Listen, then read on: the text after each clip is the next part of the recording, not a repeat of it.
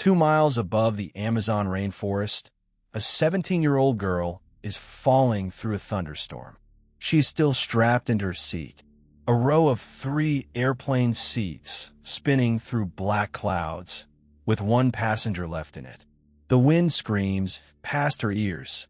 Lightning flickers somewhere below her feet, below where the sky should not be. Seconds ago, she was holding her mother's hand. Now there is no plane, no mother, no sound but the storm. The jungle canopy rushes up to meet her like a dark green ocean. By every law of physics, by every rule of medicine, by every statistic ever written about falling from 10,000 feet, this girl is already dead. But she isn't. She's going to open her eyes.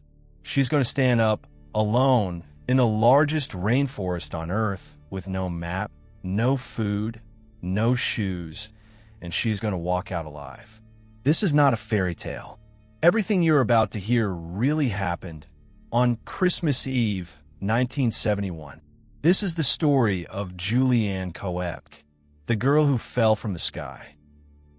To understand how Juliane survived, you have to understand where she grew up. Because Juliane Koepcke was not an ordinary teenager. She was born in Lima, Peru, to 2 German zoologists. Her father, Hans Wilhelm, studied animals. Her mother, Maria, was a famous ornithologist, a scientist who dedicated her life to birds. Other children grew up with playgrounds and cartoons. Juliane grew up with snakes in jars and bird calls at breakfast. When she was 14, her parents did something most people would call madness. They left the city entirely and moved the family deep into the Amazon rainforest to a tiny research station they called Panguana.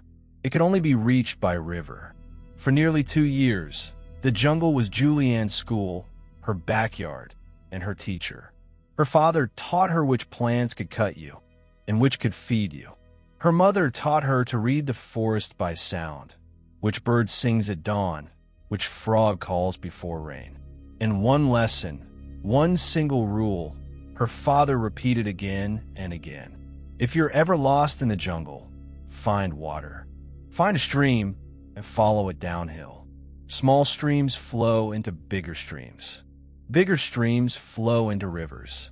And people live along rivers. Water will always lead you to people. She was 17.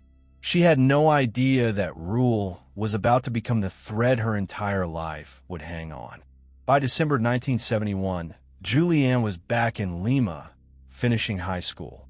On December 23rd, she stood in a graduation gown, diploma in hand. Her mother wanted to fly to Panguana that same day to spend Christmas with her father.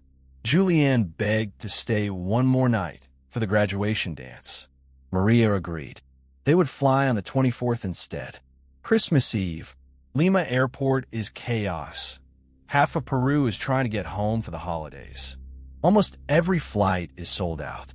Only one airline has seats left, LANSA. Here is the detail that turns this story cold. LANSA's reputation was terrible. The airline had already lost 2 planes in crashes. Juliane's father had warned them, more than once, do not fly LANSA. But it was Christmas. Everything else was booked, and the flight was supposed to take less than an hour. Maria bought 2 tickets. Flight 508, seats 19E and 19F. Second to last row by the window. 86 passengers, 6 crew. Among them, Juliane, a girl in a short mint green dress, one thin summer dress for a 1-hour hop over the mountains, with her mother at her side. The plane took off at 11 in the morning into a clear sky. For the first 25 minutes, everything was calm. Sandwiches were served. Passengers dozed. Somewhere below, the Andes gave way to an endless carpet of green. And then, on the horizon, the sky turned the color of a bruise. Pilots have a name for what was waiting over the jungle that day. A cumulonimbus cell, a thunderstorm the size of a mountain range, black inside, violent, alive. Modern pilots fly around them. The LANSA crew flew straight in. They were behind schedule. It was Christmas. They gambled. Inside the cloud, day turned to night. The plane began to shake, first like a car on a bad road, then like a toy in the hands of an angry child. Luggage burst from the overhead bins. Sandwiches, coats, Christmas presents, everything was flying. People were screaming. Juliane's mother, the scientist, the woman who had spent 30 years studying creatures of the air, looked out the window and said, very quietly, "Hopefully this goes all right." Then Juliane saw it, a blinding white flash on the road. Lightning, a direct hit on the fuel tank. The aircraft pitched nose down into a dive.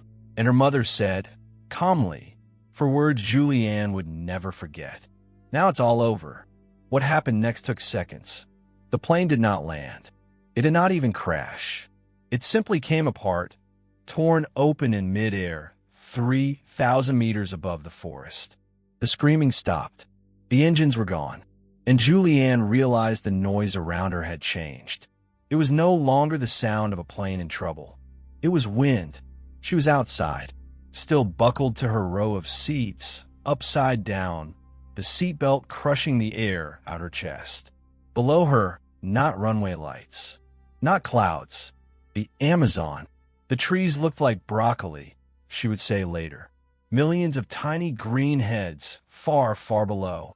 Then the world went dark. Scientists still argue about what saved her. The row of seats may have spun like a maple seed, slowing the fall. The storm's updrafts may have caught her like a leaf.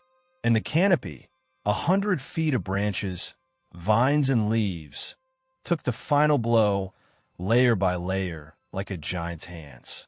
She fell 10,000 feet, and the jungle caught her. Juliane woke the next morning on the forest floor, still strapped under her seats. Her first thought, she said, was disbelief that she was alive at all.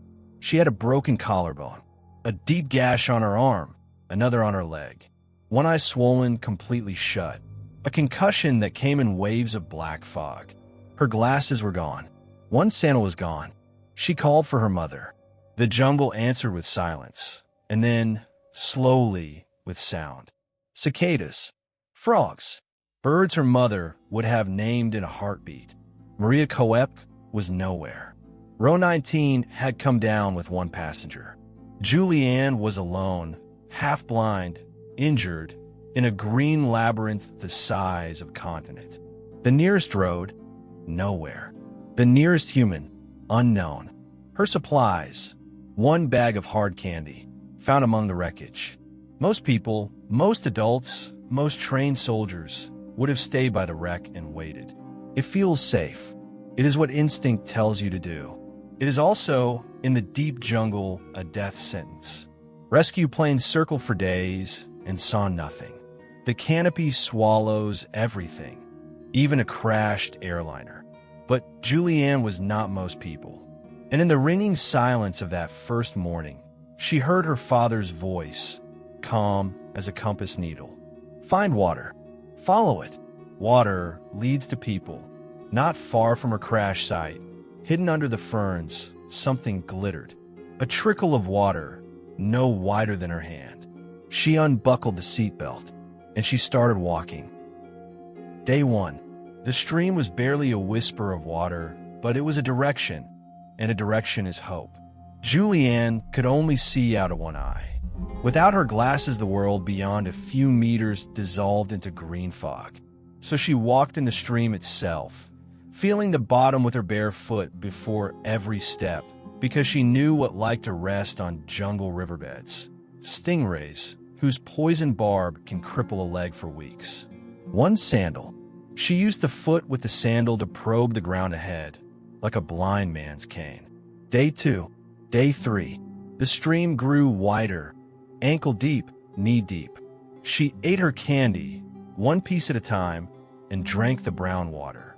All around her was food she could not touch, fruits she didn't recognize, and her father's warning. In the jungle, what you don't know will kill you. She knew the rule, and she obeyed it. Hunger was safer than poison. She was never completely alone.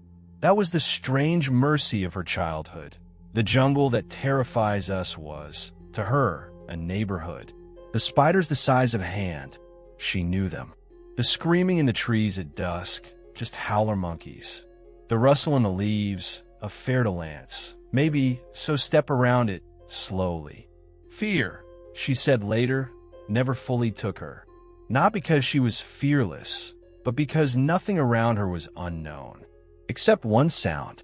On the fourth day, she heard it. A deep, guttural croak ahead. The call of a hoatzin. A strange, prehistoric-looking bird her mother had studied. And Juliane's heart jumped. Not because of the bird itself, but because of what she knew about it. Hoatzins nest only above open water. Rivers. She followed the call. The stream widened, and there it was. A real river, brown and slow and wide, with sunlight on it. The first open sky in 4 days. And with the river came the flies. Her wounds were no longer just wounds. In the wet heat, botflies had laid eggs in the gash on her arm. Now, under her skin, she could feel them moving. Maggots, dozens of them, eating her alive, 1 milligram at a time. She tried to dig them out with a twig, with a ring, with anything. They only burrowed deeper. She knew, from watching her dog once, what came next if you did nothing. Infection, rot, amputation, death. There was nothing she could do about it. So she filed the horror away, somewhere deep, and kept walking. Day 6, day 7. She tried walking the riverbank, but the bank was a wall of thorn and vine.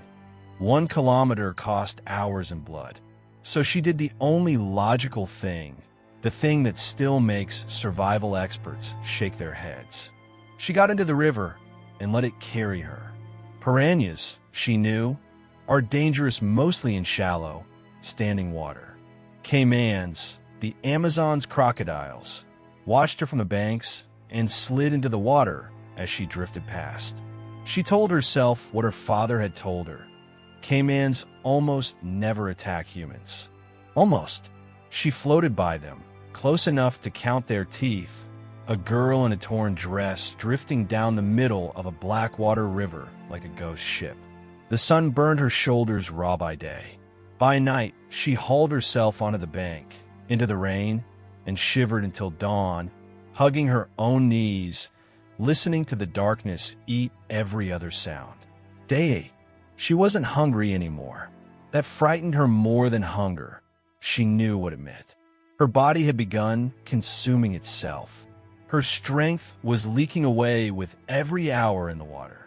She would doze off mid-stroke, wake with a mouthful of river, and paddle on. Somewhere in those days, she found them. Pieces of the plane, a shredded wall of the cabin, a ring of scorched metal, and then a row of seats upside down, half buried in the mud, with passengers still in it. She forced herself to look. She had to know. It was not her mother. She took a stick and gently checked, and then she stood there for a long moment, 17 years old, in the middle of the Amazon, saying goodbye to 3 strangers who had shared her sky. Later, she would learn the full truth. She was not the only one who survived the fall.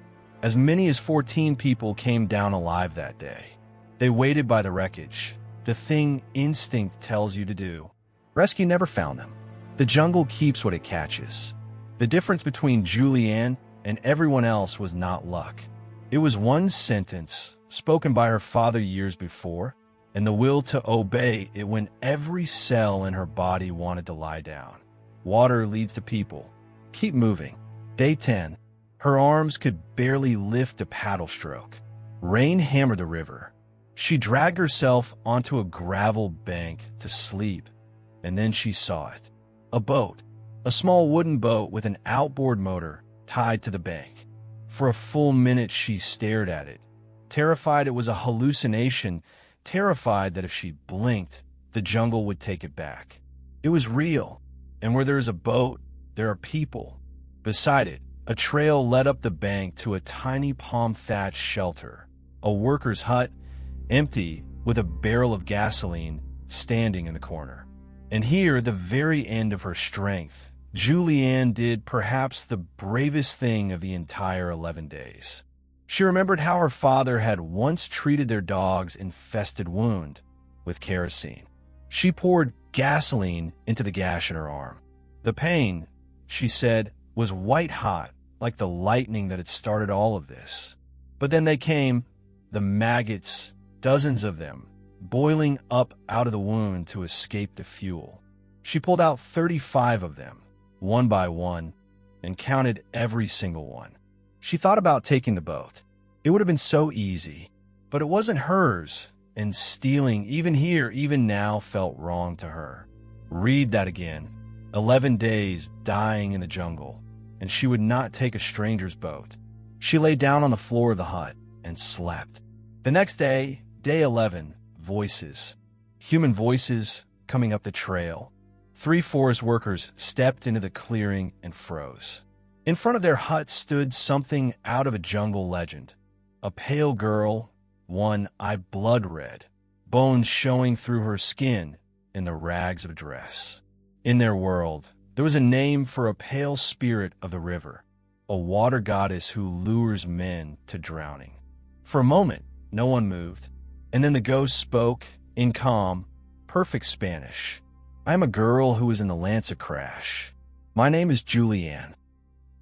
The men gave her food, and her body, after 11 days of starvation, could barely accept it. They treated her wounds as best they could.